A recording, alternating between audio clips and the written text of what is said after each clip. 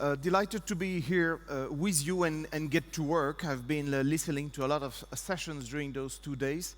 And it's my first time in Estonia, so also delighted to discover Tallinn. We had a great time yesterday. Thank you, Uwe, and the whole team again for the whole organization. We know, and this is why we are, supply chain finance is the most important innovation in trade finance, in the funding of SMEs and the real economy. And that has been proven by large banks and dedicated platforms like SupplierPlus. All around the world, we see developments.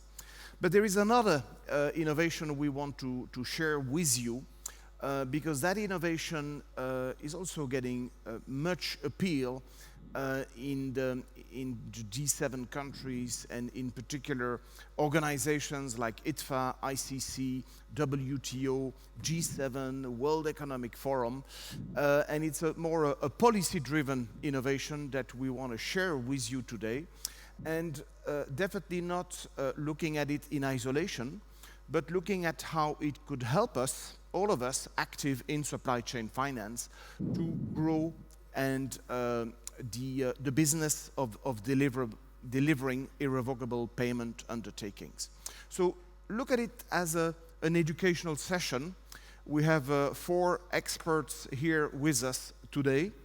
4, I mean, the 3 of them on my left, plus Gunnar online. And it's a great opportunity for you also to raise questions. Before we get into the topic, I'll first ask the participants to introduce themselves, and then I will ask a question to you to check a bit the level of understanding about what we're going to talk about. Uwe, shall we start with you? Please introduce yourself, and then we'll continue with Robert. Sure. So my name is Uve Poom. I serve as COO at SupplierPlus, and I am, let's say, an enthusiast when it comes to not only IPUs but also digital negotiable instruments. The latter are not that heavily used in continental Europe, or at least in our region, but I think there is a lot of potential. Great. Robert? Thank you, Andre. I'm Robert Parson. I'm a partner in international law firm Squire, Patton, Boggs, where I specialize in trade finance and digital trade. Thank you, Andre, for that introduction. So I'm a lawyer too, so I'm not even sure if it's worth to mention, because so many lawyers online and on site have already been, but yes, I'm a lawyer too. I am a general counsel for SupplierPlus Group. Where I come from actually is lots to do with risk management. I was 8 years in public sector as a chief risk officer. So we implemented intelligent risk management there. And before that, approximately 14 years in banking, dealing all sort of legal things. So my interest is very much toward all those risk management and legal matters regarding negotiable and non-negotiable instruments. So let's have it. Thank you, Airi. And let's move to Gunnar, who is with us online. Yes, thank you, Andre, and thank you, SupplierPlus, for arranging this. I'm very sorry I couldn't join you in Tallinn. Really a pity, because it's a beautiful city. I know that for sure. So just a few words about myself. I'm not a lawyer. I've been working over 30 years in different banks, especially in the operations and back offices. So I really know what's going on there. I've been with Enigio, and we are during the past 4 years, and we are a Swedish technology company. So I think we will get back to what we're doing and how we do it. So thank you. Thank you to the 4 of you. So question for you, just to check whether you have heard about what is happening around the world on the digitization of negotiable instruments. Who of you have, if you can show your hand, who has heard about the model law for electronic transferable instruments, or MLETR? Thank you, Kaspar. 1, 2, 3, 4, 5, 6. Very good. Okay, so a minority. So you're at the right place. Don't leave us, because you will hear about the model law for electronic transferable instruments during this session. Before we get our first panelist to talk about it, I want to insist that indeed we have two lawyers with us, Robert and Airi, and two technologists with Uve and Gunnar. And I will put myself in the category of technologist. I don't program anymore, can't do that anymore, but that's where I'm coming from. And actually, on this innovation, as we have seen on the supply chain finance side, it is critical to align policy developments with technology developments. So aligning the two is critical. It's never only about technology or only about rules and policy and changing the laws. The two have to be really aligned, which is what we're aiming to achieve through market associations, through ITFA. I will talk about that a bit later. But first, Robert, if you can tell me more about negotiable instruments, what is so special about negotiable instruments when it comes to digitization? Or maybe you can start even defining negotiable instruments. Sure. So negotiable instruments, negotiable payment instruments, are a standout in the market in terms of what they do compared to other forms of payment instruments. And what stands them out is that they represent an irrevocable payment undertaking by the party that signs them in favor of the payee, which is not unusual in any kind of payment promise. The unusual thing about a negotiable payment instrument is that the payee can then arrange to pass that payment obligation on in favor of another party who was a stranger to the original contract. That could, for example, be a financier. It could even be another party. And they take, in substance, three common forms. And it changes a little bit from country to country, but those are essentially a bill of exchange, or draft, as they're called very often in the trade, a promissory note, and a check. I was going to ask, when you were doing your straw poll, whether anyone would put their hand up if they have written out a personal check in the last 5 years. Try me now. Yes? One person. Well, there you go. I was looking through my old checkbook, and for those of you who aren't familiar with it, I got someone to print one out. That's what it looks like. If you go back about 30 years, you would leave home to go and buy something in the shops. You may or may not have had a credit card, but you probably would have had a checkbook and a card to guarantee the payment in the checkbook. And you'd write in the corner to remind yourself what you wrote it for. So I last wrote a check about 5 or 6 years ago for my son's school trip. He's now nearly 23 years old. Yeah, so the checkbook has gone away. I haven't written one since then. So these are forms of negotiable instrument.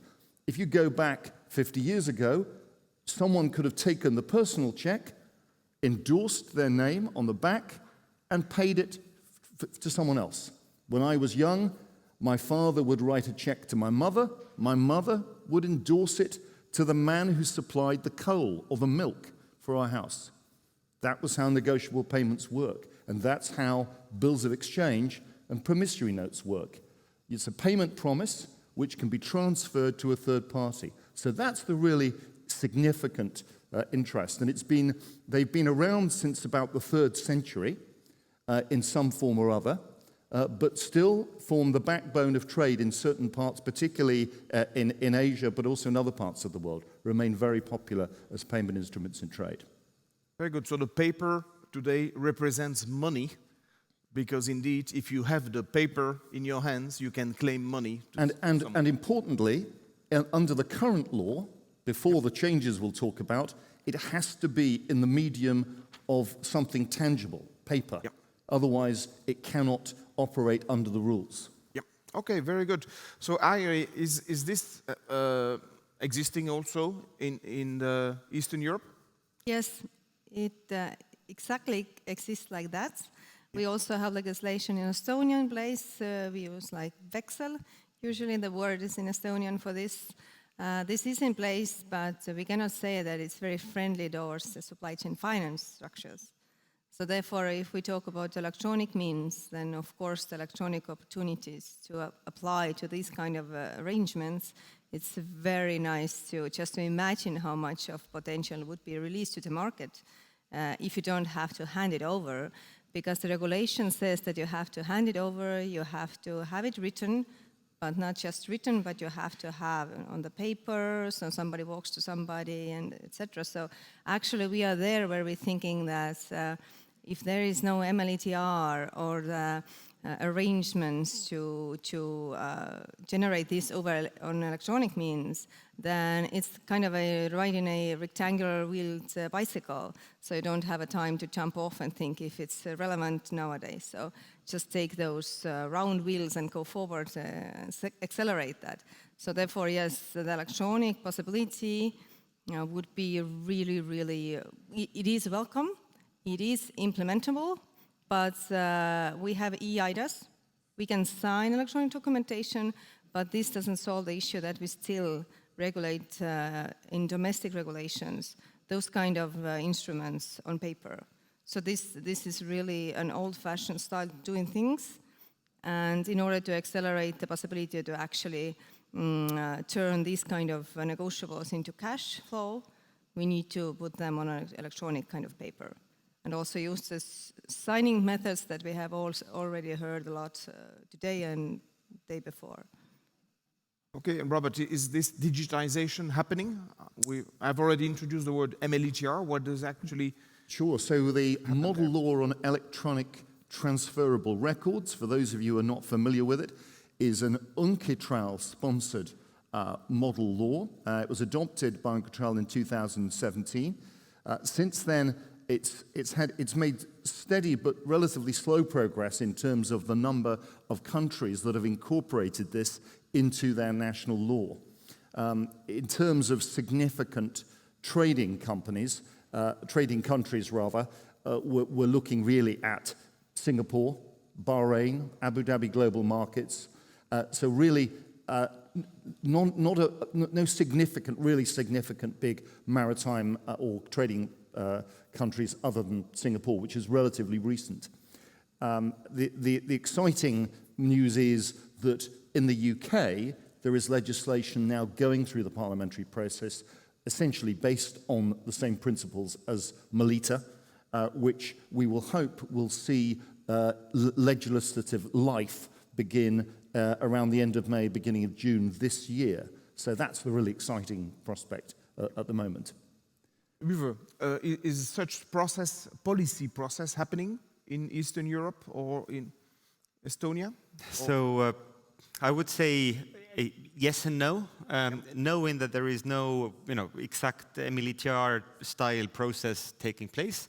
When I consulted about a year ago in preparation for the previous iteration of our event with the Minister of Economic Affairs and asked that, how does the Estonian government view it? Then the response was that we are digital anyway, so we do not need further legislation around that in particular. So it just didn't really resonate with the needs and wishes of the local policymakers. Yep. Okay, Airi, you want to add on to this? Yeah, I would like to add why the Estonian government might have this kind of position is that actually in our regulations there is a debt certificate already regulated. It's a little bit different thing, but it works the same way. We don't use debt certificates as this is kind of comparable to IPUs. It's an irrevocable payment undertaking. Anybody can give to anyone stating that I owe you something in some amount. So therefore it's irrevocable and you have to pay. So kind of first demand guarantee in place. And you can sign it digitally, you can use it electronically, but it's not in place in practice that people use it as to compare to the bill of exchange, as was example by previous panelists. So therefore, yes and no. We kind of live in society all digital and we can sign, but just for the comparison of bill of exchange, there is still paper-based demand. So therefore, the regulation is paper-based kind of on top of this. So we need that change in place. And I know that OECD issued digital trade inventory or was called something like that in the spring of 2021. the overview of the member states of how they have seen this kind of electronic developments, what is there already and what we need to reach. And I know that MLETR was mentioned there quite shortly, but still quite convinced that all the member states are actually acknowledging this being in place. And I know that Czech Republic and also Slovenia, France, is in the middle of adoption, so we never know when Estonia gets there. Hopefully it does.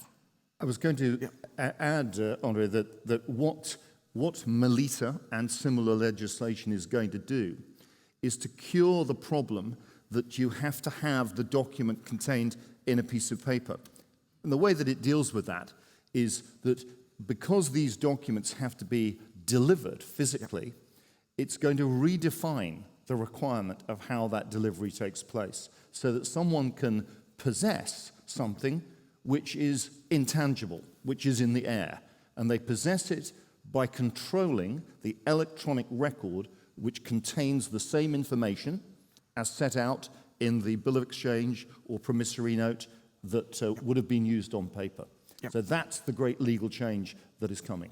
So maybe we need this to happen also in Estonia, to make sure that those two pieces of requirement, those two requirements are clearly set out into law. But could I ask, I mean, you're probably the one person who has most experience with these different instruments. How would you actually distinguish bill of exchange, promissory note, and IPU? And would you consider an IPU a negotiable instrument? Yeah, well, I know we're going to come on to that in the second part of today's session, but let me give you a brief description of the difference between the two. So the way that a bill of exchange works, very popular in the documentary collection side of trade. It essentially is a document which is prepared by the seller, sent with the documents that substantiate the trade, a bill of lading, insurance certificate, and it invites the buyer to sign it. And it's a promise to pay, typically either immediately at site or on what's called a term basis, so perhaps in 30 days, 60 days, 90 days' time. And those are typically used in the regular trade, self-liquidating trade context. Promissory notes are typically used for specific term payments. They're used in a variety of ways. For example, in the US, promissory notes are still used as part of mortgage payments. When you sign up and accept a mortgage, you sign a promissory note to pay the money back. Many other parts of the world operate the same basis. In the UK, they're governed by the same legislation, the Bill of Exchange Act, which goes back to the time when Queen Victoria sat on the throne. I should know exactly what relation she is to King Charles, but several generations ago. So in the 1800s, this legislation was written, and very similar rules came into being across the world around that time. And the important thing is that this legislation and the body of law that's built around it means that when you have one of these documents in your hands, if you are the financier and have it given to you, the buyer cannot refuse to pay even if there is a serious dispute on the underlying contract. So it works in a similar way to a letter of credit, which you'll be familiar with, meaning that the person who has signed the document has no defense to payment when the time comes, whether that's immediately or in 90 days' time, they have to pay. And there's no going underneath to the contract to seek a defense. Yeah, because there are no conditions to fulfill as you have on the letter of credit. So to answer your other question, which we'll come on to, it has a lot of characteristics like an irrevocable payment undertaking used in receivables finance, because the purpose of the IPU is essentially to remove the possibility of those defenses to payment by having the obligor say, I acknowledge that I will pay, I will not set off this debt against some other debt I have with you, I won't allege that I didn't receive good value in return for it. So all of those things are really important, and that's why actually the Bill of Exchange, the promissory note, are really important documents in trade and commerce generally. So if we want to summarize or to draw two conclusions on this first part on the legal side, we need this model law for electronic transferable records and this model law to be adopted by various jurisdictions, because you need to prove ownership of a particular record, a payment obligation, which in this case would be electronic because it can already be done on paper. And you need this because with the current technologies, you need new technology in a way, because with the current technologies, like digital electronic signature, you cannot prove exclusive ownership of a piece of an electronic record. An electronic signature is good for demonstrating you have been there, you have put your seal, but it doesn't demonstrate exclusive ownership of that electronic record, whether it represents a promissory note or a bill of exchange. So those are two basically reasons why the UK is in the process of upgrading its, indeed, as Robert said, its Bill of Exchange Act of 1882 to offer an electronic option. And this process, we hope, will be finalized in the coming weeks before the summer, let's say. So the challenge is, wouldn't you need to do that in Estonia still, even if Estonia is considered as everything electronic is acceptable? But wouldn't you need a specific piece of legislation to make it possible to digitize those negotiable instruments? So I would say that for one reason or another, it's a rather archaic instrument in the Estonian business practices, and I've now checked with a couple of lawyers here and there. So it's either completely unused, or then in the Latvian case, I understood that it's been used for fraud, or rather, let's say, tax evasion. So instead of paying a bill with a value-added tax, vexel or this promissory note is issued, so it doesn't have a reputation at all, or not a good one. Okay, that's good to know. Indeed, there are many differences between countries on how those instruments are being used, and we see more use indeed in the Middle East and UK, and also in the US, versus Western Europe, like France, for instance. Let's ask Gunnar how basically, from a technology perspective, without going into the details of the technology at this stage, we'll talk about this later, but how does Enigio support the digitization of negotiable instruments? Yeah, thank you, Andrea. I've been listening to the panel so far, so it's such a great conversation and a great discussion. So I hope I can add some value here. So first of all, of course, from our point of view, the MLETR is it's a very interesting piece of suggestion, if I may call it that, because actually the only thing it does is it's sort of laying out that you shouldn't discriminate something on the sole ground that it is in electronic form. And for us, being a technology company, we started out by saying to ourselves, at least in Sweden, all mortgage loans are negotiable, so they are still all on paper. And really what we did was we sat down and we thought really hard and long, how can you actually make something electronic that is actually doing exactly what is required in the Swedish debt law from 1936, which is very similar to the Bill of Exchange Act from 1882. And what we discovered was that it wasn't really that easy. So we thought hard and long on that, and we sort of leveraged all the competence we had from having worked a lot with management of digital data and digital archiving. And we put together some technical components whereby you can actually create something that is sort of a document. It is in writing. You can electronically sign it. You will then, as mentioned, you will have the identity and the intent. Furthermore, that you should be able to sort of have singularity, as Andre mentioned. You need to know if you have the original or not. You also need to prove and exercise possession. You would need to be able to freely transfer it, be able to endorse it, which actually means that if you're in control of the original, you need to be able to endorse it, as Robert mentioned in the coal example.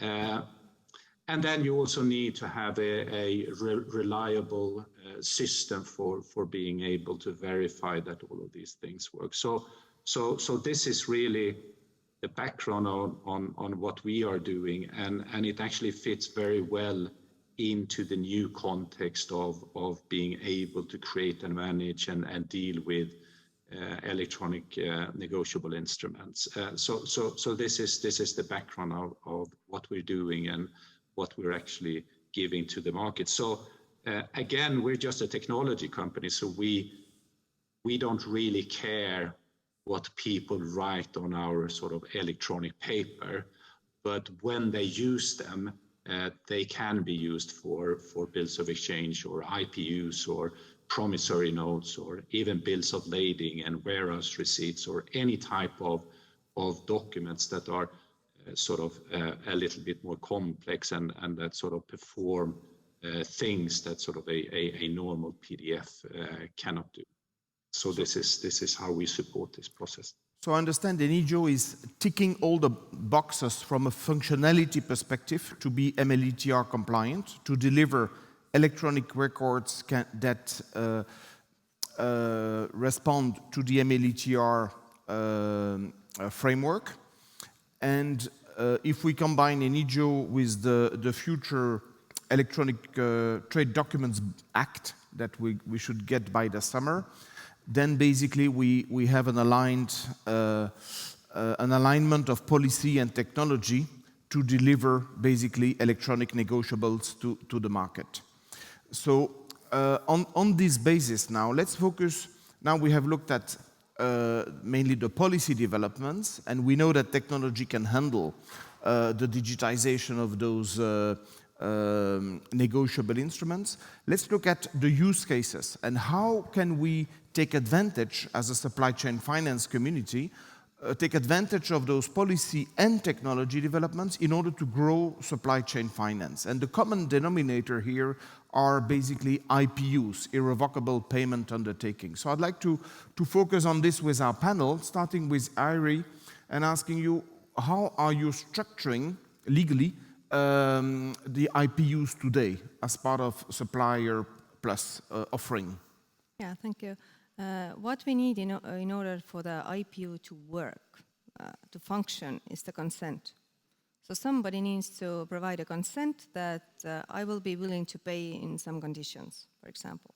So the IPU itself, Robert was already describing very well what is around the IPU as such, but we don't have a specific framework for IPUs. For example, we can phrase however we want as long as the content as such is understandable. So therefore, there is no form that we have to follow. There is no kind of given structure or some kind of statement that we have to put into the IPUs. It's just a kind of we say it's irrevocable payment undertaking, but we can implement it differently. So what we have done is that for us it's very important to mitigate the risk of fraud, of course, in the supply chain finance structure.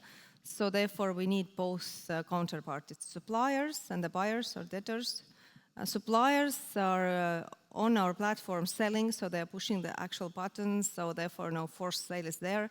They are also giving the consent that yes, the invoice is there, the trade underlying agreements are in place, and etc. But also the buyer is providing the consent for those underlying documents, that there is an invoice, that there is an agreement. So therefore, both counterparties are providing the confirmations.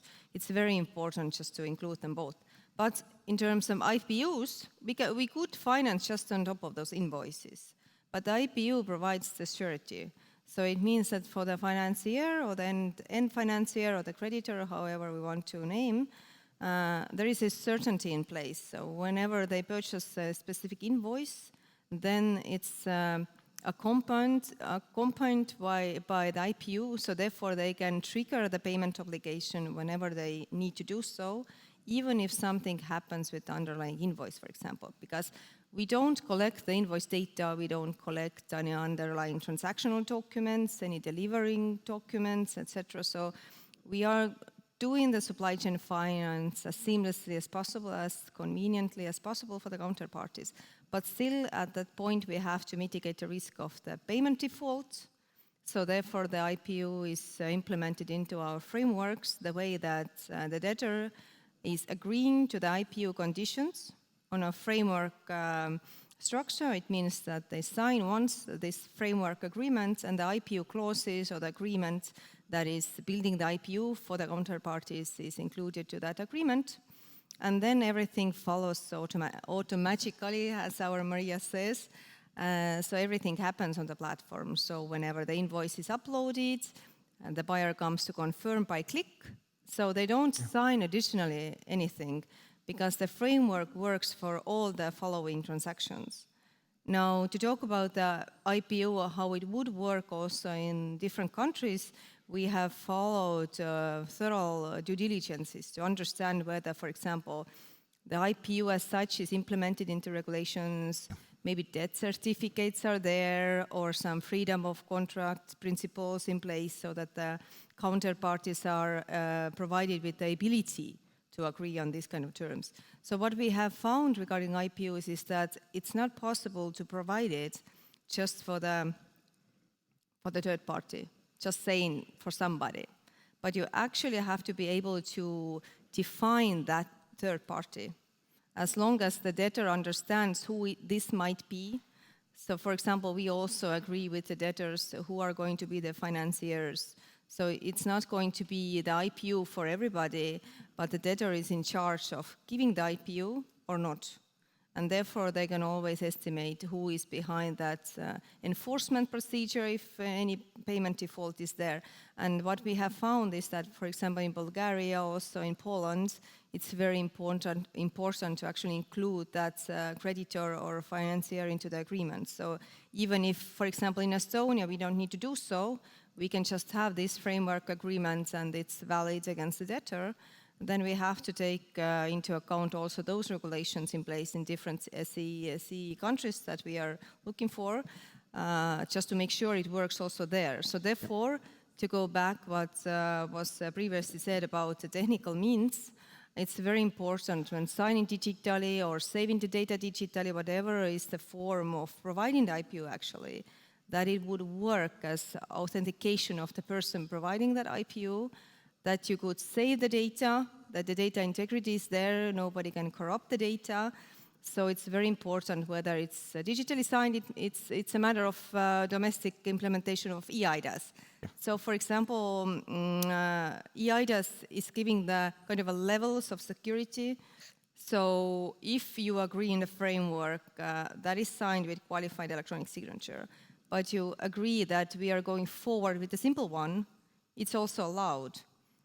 So we have checked this version also throughout the CE countries, so that if at least the first kind of a contact with the counterpart is a qualified electronic signature, we can follow up with the simple versions. So therefore, it's enough if there is an electronic seal on top of that document, if you have an electronic trail or an email, whatever is the actual wish for the counterparties. There is lots of possibilities to actually implement this kind of electronic instruments. So you have built your own legal framework for delivering the right risk mitigant as an IPU using a particular contract framework. So we already touched, you wanted to comment on this before we go to Robert? Yes, if I may, because what Airi described, like ultimately our debtor framework agreement, I think is something like 25, 30 pages with all the terms and conditions and who is authorized to use and so forth. But the financial obligation is around 3-4 pages. Yep. And for every counterparty who wants to join the SupplierPlus network to dig through those 25 or so pages, or even the 4, that is a lot of work. So the coordination effort that goes into onboarding counterparties is very great. And buyers are quite wary about giving up their right to defenses as well. Yep. Now, if the bill of exchange would be in the form of a law, digital, of course. Obviously, then I think it would be an instrument that everybody can very quickly understand. If okay, this is what we're using. You don't have to necessarily, go be onboarded in the technical term, but that obligation becomes financeable very easily for any player or financier on the market. So that would tremendously add to the liquidity in the working capital ecosystem that we're in. Yep. I can perhaps give you a working example of how that could operate when we get digitized bills of exchange. There's a program that I was involved in setting up for a financier based in the UK. It is on first blush, it's a traditional receivables finance program, but in each case, they get a bill of exchange. The bill of exchange is seen by the investors into that program as being absolutely essential, because they don't have to worry about the potential informality around the irrevocable payment undertaking or anything like that, because they know absolutely what a bill of exchange means. And once that's in the hands of the financier, they're very, very happy, because that, armed with the credit insurance, which goes with it, adds up to happiness in terms of the way the investor looks at it. So why would digitizing it improve on that? Well, for a start, the actual process of getting that bill of exchange signed involves going through a remitting and a collecting bank, ultimately getting it signed, verified signature, coming back. We're talking about a significant number of days in the process lost. Now, that could be done almost instantly with digital trade documents and with a digitized bill of exchange. So we could see financing getting through much, much quicker and in a much safer, secure, and fraud-resistant way. And this independence of the bill of exchange towards the underlying commercial transaction is important for liquidity providers, I guess. There is no dispute, whether there is a dispute or not, there is indeed this independent, irrevocable, unconditional payment to pay. So there's no discussion. Because the obligor has to pay, basically. Because the irrevocable and effectively autonomous nature of that payment obligation is written into and codified in the law of every country on the planet. They've all got a bill of exchange law, which is either based on a sort of Anglo-Saxon British law hangover, which many countries have, or it's based on a UN convention, which most other countries have across Europe. So, but with very, very similar provisions which eliminate those defenses to payment, which are the real worry for investors. Yeah, very good. Airi, you wanted to comment as well? Yeah, Robert already took over with very, very wise statements. So, but I would add up for Uwe that this is the value of the centralized kind of doing things. It means if you have a specific form you follow, you agree of how it looks like. And what Uwe was describing is, yes, we have agreements and we have to negotiate. There are law departments, and then we follow all those steps just to describe what is written there and there.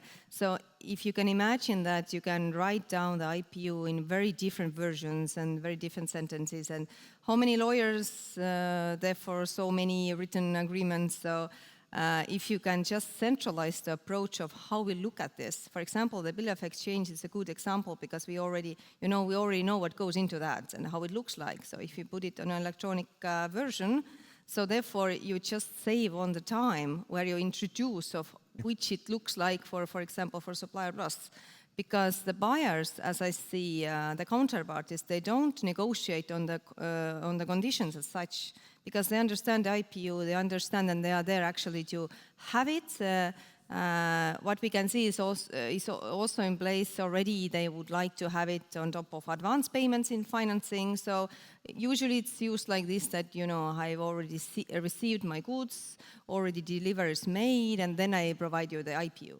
But now we can see it already, as heard also yesterday, the unfair trade practices are kind of pushing forward to the advanced payments mechanisms, and also the financing is there to support this kind of changes. But in these cases, also the buyers are very eager to, let's go forward, let's have those business meetings, but then it's stuck in the legal department because, we are reading that agreement. So therefore, it will really save the time for everybody, rather than just to educate what it is, but just to save the time and go forward and implement this. So it's really worthy to implement this as a centralized version or a form or acknowledged form of so there instrument. Is indeed an opportunity to harmonize the way supply chain finance is being done, because each bank, and this is your world as well, of advising banks on particular structures, and I guess each bank, each platform has its own contract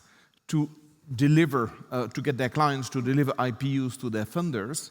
But actually with a bill of exchange under English common law, and there will be another one under French law, of course, because they're also busy on this, there will be a harmonized way to deliver IPUs, basically, that supply chain finance funders could take advantage of. Yeah. Is that a fair statement? If you were to set out on this table bills of exchange drawn from 6 different countries, you wouldn't see much difference in them, because the coded law requires that that document contains certain things: dates, parties, numbers, and you can play around with the shape of it slightly, but it will always contain that information. Yep. And I think it really is the low-hanging fruit of digitization of trade, because the instrument itself is relatively easy to gain consensus on what it should look like.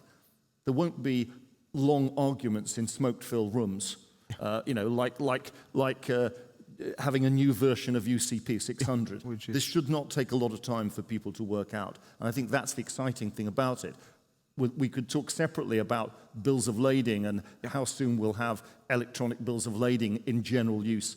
But actually, digitizing negotiable instruments is a very good specific area. And one of the reasons for that, let me just tell you, is that although every time a bill of exchange is issued or endorsed, it creates a mini contract between the people who are either side of the transaction. But helpfully, even if only 2 countries have introduced a MLETR type law, so for example, Singapore and the United Kingdom, you could, the day after that new law comes into force, create a bill of exchange drawn on someone in Singapore, accepted for payment by someone in the UK, and enforceable in both those jurisdictions this year. Yeah, definitely. So that's exciting. Yep. Gunnar, you're working with many banks around the world on this topic. How do you basically relate this to IPUs? Are your clients also aiming to deliver IPUs on the basis of MLETR compatible laws and Enigio's technology? Yes, I'll answer that in a second. I first just wanted to go back to Robert and say that we are actually in many discussions with many banks and many platforms exactly around preparing them for the possibilities that will come alive by hopefully mid-year, because they really see the benefit. And obviously the key benefits to start with is that they can sort of reduce operational cost, and they can significantly reduce turnaround times and get the instruments signed, and they can also manage them digitally internally. On that note, just which is quite an important note, I think, so the parties we're working on, they are also sort of satisfying themselves that they will be able and capable to manage digital assets, because this is really what they're going to get when they start sort of issuing and creating bills of exchange and promissory notes. So this is what we're doing. When it comes to your question around IPUs, we are working with a couple of platforms. We haven't sort of particularly or specifically looked at IPUs because really what we're working with them on is really to insert into any transaction a negotiable instrument as an enhancement of what they already are doing, and also to get sort of a digital asset that they can sort of forfeit in the secondary market if they wish. So this is where we are. Yeah. Okay. So on this product discussion, can we conclude that before we look deeper into the technology, can we conclude that actually this whole transformation of digitization of negotiable instruments, thanks to the UN MLETR, as adopted by UK, France, Singapore, and a few major jurisdictions, US is also working on this, will offer us a harmonized digital bill of exchange, digital prom note that could be used for extending the business, our collective business of supply chain finance, and basically looking at options for proprietary setups. The platform is okay, but the proprietary legal setups that you introduced indeed to expand thanks to those new legal standards. Is that a fair conclusion, or am I going too far in connecting the two worlds? I would ultimately see that it's probably preferable to have electronic bills of exchange and probably do away with IPUs. Yep. I'm not sure why the IPUs should remain there. I mean, maybe there are legal reasons why they are a good idea after all. Well, the IPU is there to fulfill a specific purpose, which is to prevent an obligor reverting later and saying, I didn't really intend to pay you in any circumstances. I was only going to pay you if you didn't owe me some money back, or if I was happy with the goods at the time I was paying you. It removes all of those issues and provides the comfort to the financier. But the bill of exchange does exactly that. No one will sign it, but knowing that it is an irrevocable promise of payment, which can only be undone in the event that you show that the person who is relying on it to be paid is a fraudster. So the financier is not going to be guilty of fraud. But are there cases of, let's say, pre-shipment prepayment and purchase order stage prepayment? I mean, are bills of exchange used at those stages as well, or do they become valid only once the goods have been assigned to the buyer? It's a good question, and the answer is, of course, that the bill of exchange in a typical trade collection, a DA collection, is only going to be signed when the buyer sees documents which prove that the goods have been shipped to him. Now, he can, if he wants, sign it at an earlier stage. He could sign it, for example, against an indication that the goods have been received for shipment, for example, against an FCR or some document like this, which is a forwarder's certificate of receipt. He can sign it at whatever stage he is comfortable to commit irrevocably to pay. So, of course, some people are prepared to take those additional risks, but if they choose to do that, then, of course, they know that once that document reaches a financier, it will be relied upon. So there isn't any question later of saying, well, I took a risk and the goods weren't shipped. That, you have to think about that at the time he signs it. It's a matter of negotiation between the two business counterparties, I guess. Yes. The one sometimes has to take more risk than the other. It's a good question, because when I've been road showing to investors and capital markets guys and equity people in the US, they say, does getting the bill of exchange mean that the goods have actually been shipped? And my answer to that is, anyone who signs the bill of exchange without seeing some evidence that the goods have been shipped would be foolish, because the value of this instrument, once it's signed, is fairly seismic. It's going to make you pay whether those goods arrive or not. Yeah, there's no condition to be fulfilled. It's irrevocable and unconditional. Yes. Okay. I have still one point on the product side before we move on the technology further to validate. Imagine SupplierPlus is supporting clients here in Estonia, and the business counterparty is in the UK with a particular bank that is using already digital promissory note. Would you be able or willing to expand your service from a three-corner where you handle both client, the buyer and the seller, to a four-corner, because the bill of exchange is also used in the FI to FI space through avalization, so that the UK client can be served by the UK bank or UK platform, and the Estonian client is served by SupplierPlus. Would you look at growing supply chain finance in a four-corner model if the bill of exchange on a digital basis makes it possible? Yeah, I mean, I would say that any financial institution who is, in our ecosystem, who is comfortable with the idea and perhaps familiar enough with English law or then other legislations where it exists, absolutely. Yeah. Okay, because maybe Robert can tell us more about banks, how banks are using the bill of exchange in a four-corner model through avalization. But I mean, opening up from a three-corner model to a four-corner model, this is my SWIFT background coming back, because SWIFT is all about four corners and bank-to-bank flows on the payment side and the LC side. But if we could grow supply chain finance to a four-corner model, your business, focusing on particular countries, could expand, and rather than going and onboarding counterparties on the other side of the planet, you could work with banks that already have those networks. Robert, can you tell us more about how the bill of exchange is used in the four corner? Bills of exchange and promissory notes are both capable of attracting bank support, credit support. That's done, for example, a bill of exchange might be signed by the buyer, but then would be accepted for payment by his bank. So that is even more valuable, of course, in the hands of the seller, because he knows that at the maturity of the bill, it will be met by the bank.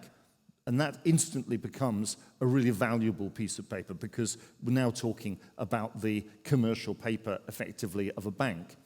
But they're used across the globe, not just in the UK, but I see a lot of structured transactions where the equivalent document to a promissory note or a bill of exchange, a pagare, as they're called in certain parts of South America, are used and then sold on in the market to create structures which people are happy to rely on, because, of course, there are banks whose commercial promise to pay is worth more than others.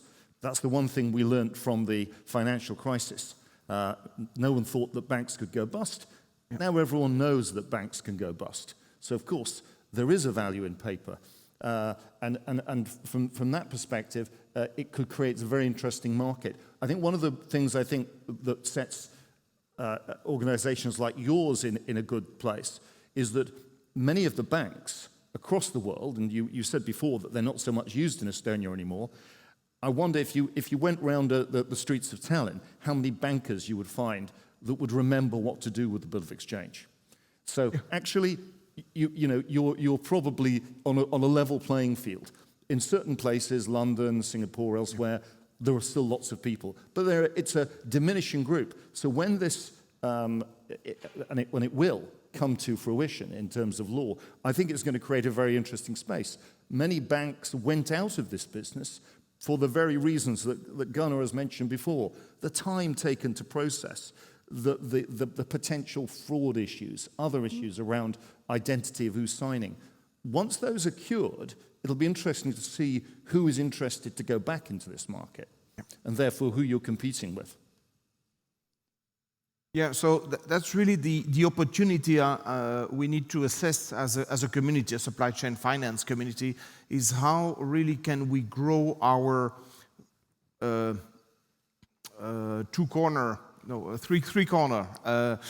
business today, a single originator, platform or bank, with the buyer and the seller, and growing thanks to interoperable standards like the bill of exchange under English common law, but it could be also under French law or other laws. The German law also is being reviewed. But how could we grow this to support more four-corner models, where basically you as a funder, you're taking care of particular clients, your clients, and you leaving the counterparties of your clients to another financial institution or another platform. So really growing, like it is the case in correspondent banking, basically, the three-corner model to a four-corner model, relying on, of course, on approved and enforceable rules like the Electronic Trade Document Act that is being reviewed by, or the bill that will become an act in the coming months. So that's really the point where during this session we're looking at the fusion basically of this whole MLETR trend with the business that you are running already as SupplierPlus and others on a very proprietary basis from a legal perspective, of course.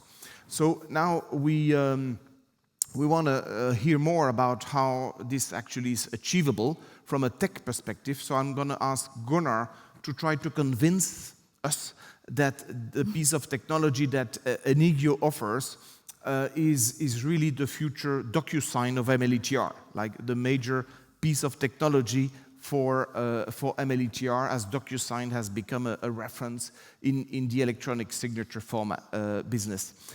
Gunnar, what is so special about Enigio's technology in that space? Thank you, Andre. So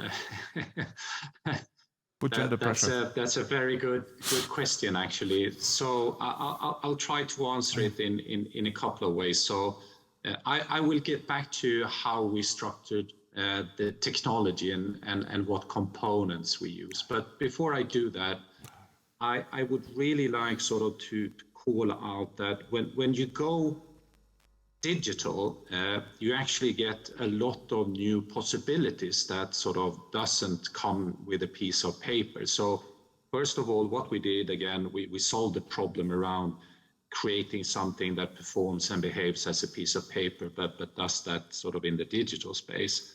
The additions we have actually, that we actually have with our solution is first of all that once you create the original document, you as the creator or the holder, you can also share copies with anyone, exactly the same way as you share a paper copy. But the neat thing with the copies is that they are also verifiable.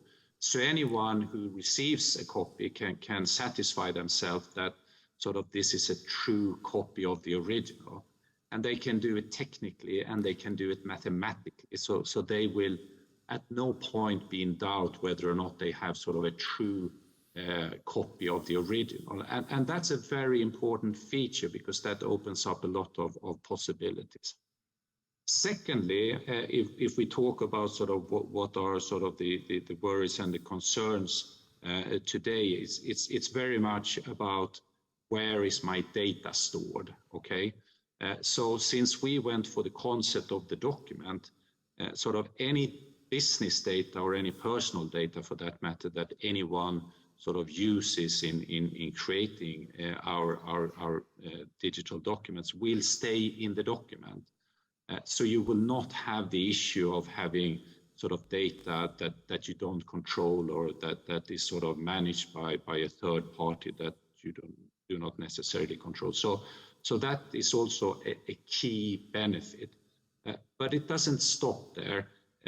You also have other key features. And one of them is that we are very focused on PDFs because we think PDFs are really good.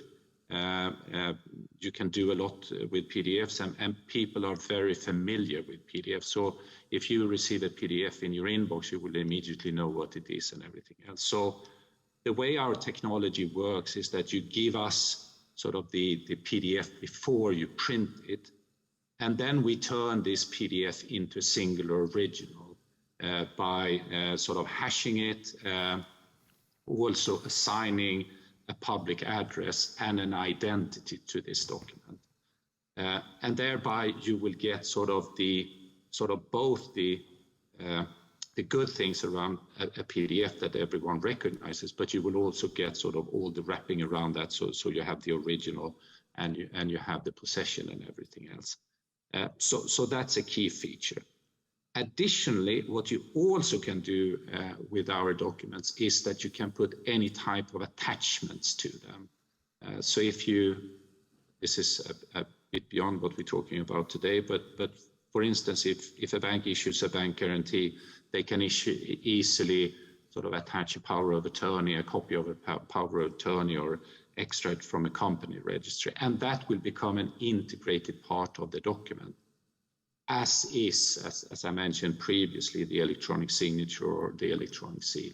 So you will actually get a very, very neat package that is sort of 100% secure, 100% verifiable, and it's also in its original form. However, it doesn't stop there.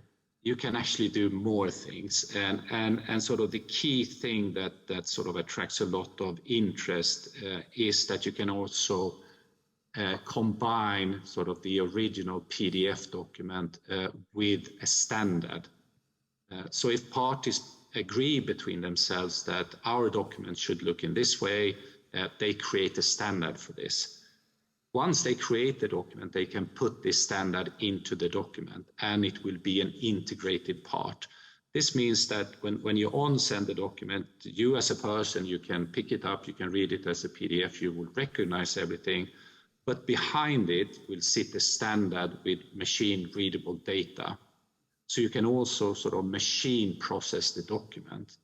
And this is actually a key point, because everyone is talking so much today about sort of we need to create APIs, and everyone needs to be integrated with APIs back and forth and upwards and downwards. And that's a very nice ambition. But what we say, you can already today, by using our technology, you can create something that is fully digital, that is fully sort of readable by a person, but also a machine, without having to have API integrations between the parties. So this is also actually a key feature on what we're doing. So we are not only sort of taking the piece of paper into the digital space, we're also dramatically enhancing it and making it possible to do a lot of additional things that wasn't possible with a piece of paper. So in a sense, to be a little bit bold, I think we're actually combining sort of the best of the old world and the new world. And can you integrate yourself into existing platforms or bank portals?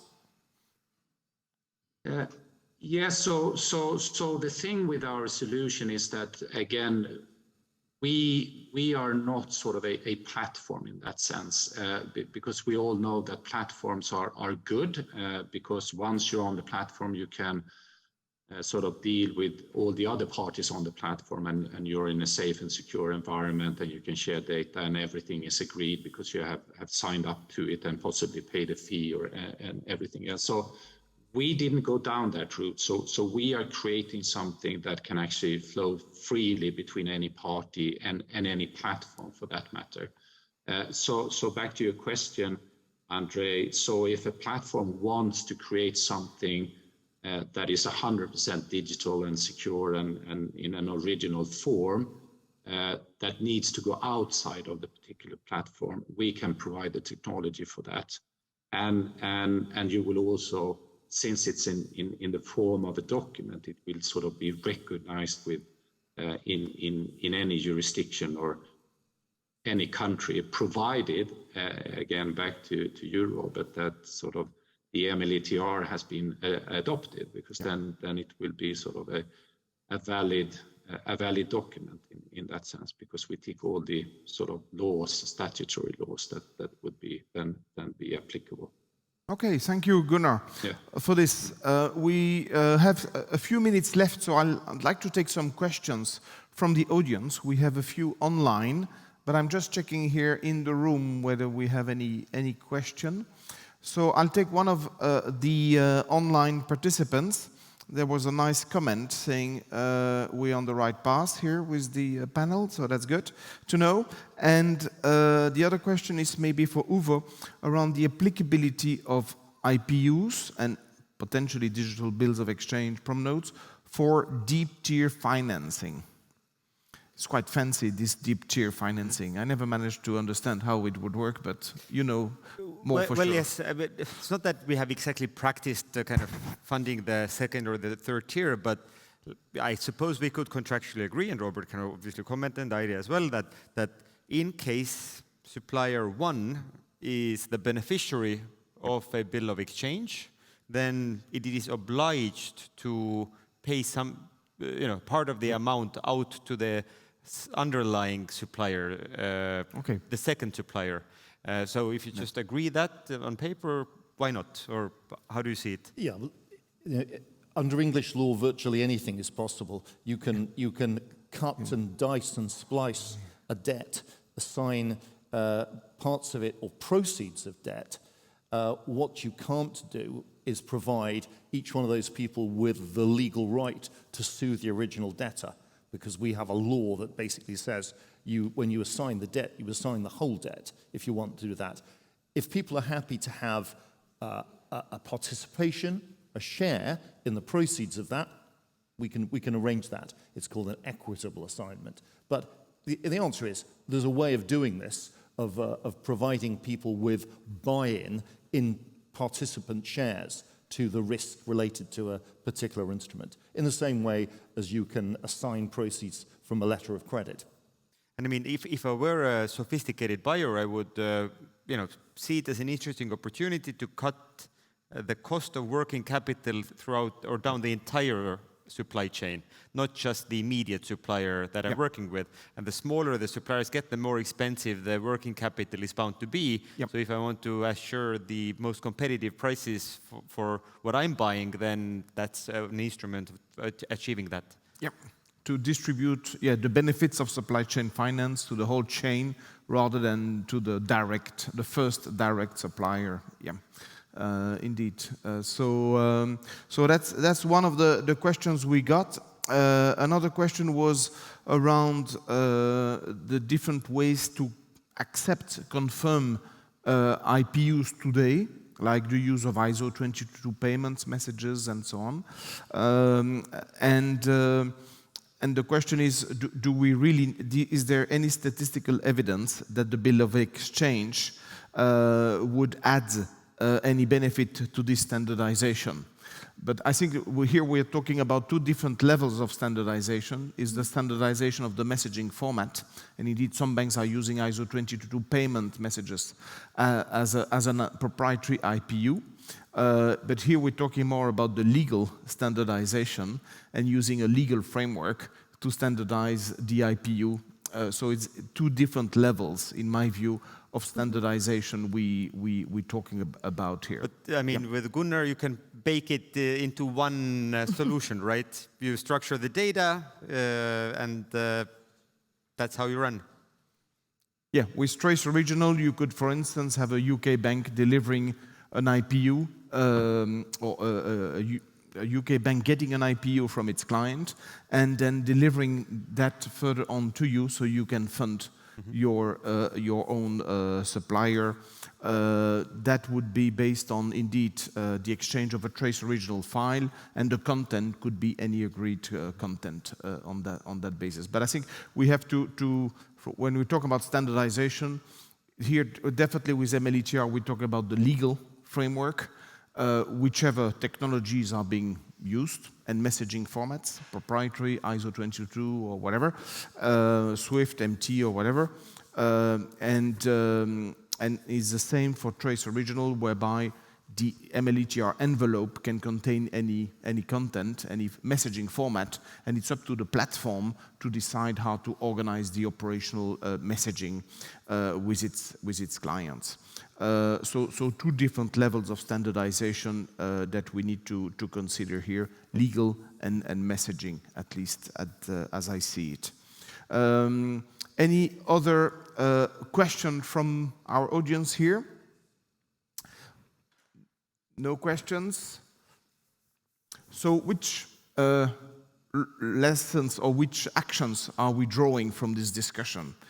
Do we need to engage with the policymakers in Estonia as we're doing in France and Dubai and Abu Dhabi and UK? Is there an opportunity to engage with banks that are already piloting digital bills of exchange to see how we can grow supply chain finance? I mean, How do if you you see? ask me, then this came up in our preparatory call as well. But the general idea of these promissory notes and bills of exchange being so archaic that nobody's using them. Okay, we can modernize the law, make sure that it's digital, that a bill of exchange as an accessory to the invoice is actually something that is covered in law. So we accomplished that. Now it's a question of adoption. So here I would say that the European Commission is currently gathering feedback on its late payment directive, just evidence on how it's working, if it's working.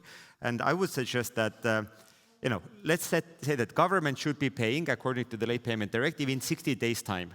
We already know that the Spanish government will not do that before 160 days or something like that.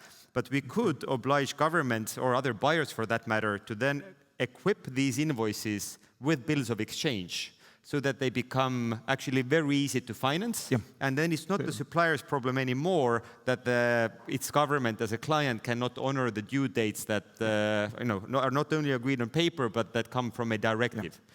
So this, I think, would do a lot to actually help adopt bills of exchange as well. Yep. Okay, at invoice level, potentially, because technology would make it easier to issue a lot of bills of exchanges. And indeed, once you get this, you can trade that more easily. Capital markets would love it, indeed. And people can do their bit to make this a reality across the globe by informing and pressing their government to take an interest in the way that this legislation is going through. If the way that the UK government has managed this is actually to have all of the evidence, all of the debate in the committee stages visible. You can go online. I think you've already been online to have a look at it, Andre. Yeah. You can go online. You can even see Sean Edwards giving evidence in relation to this. So there's plenty of people that you'll recognize there who've been involved in the process. You can see the types of questions that people are asking. The same questions will be asked in every place, in France, in Estonia, if you manage to move it forward here. And so it's a great blueprint to see how you would move forward with the legislation. So I'd say be curious, go and have a look and see how it's being done. Yep, and that's definitely what the French are doing at this stage. They're taking the UK as an example. They wouldn't say that, but I can say this because I'm involved in both, and I'm helping the French discover how the UK is doing it, and definitely following the lead of the UK as another G7 country adopting MLETR. So thanks for this hopefully highly educational session on MLETR, what is happening in some G7 countries. And again, it's not only UK, it's also France, Germany, US, in addition to Singapore. I hope we can progress this topic to grow the supply chain finance business. This is really a community initiative. This is not anything commercial here. The commercial benefits are for everyone involved in supply chain finance, including the SMEs, which are the ultimate beneficiaries of all those efforts, and the capital markets who are keen to fund those instruments. So I hope we can progress this in the next few months through ITFA and our initiatives, and assess the progress we would have made hopefully next year when we meet again here. Thanks again, Airi, Robert, and Uwe. And thanks to all of you who joined us online for this session, and to Gunnar as well, who joined us from Stockholm.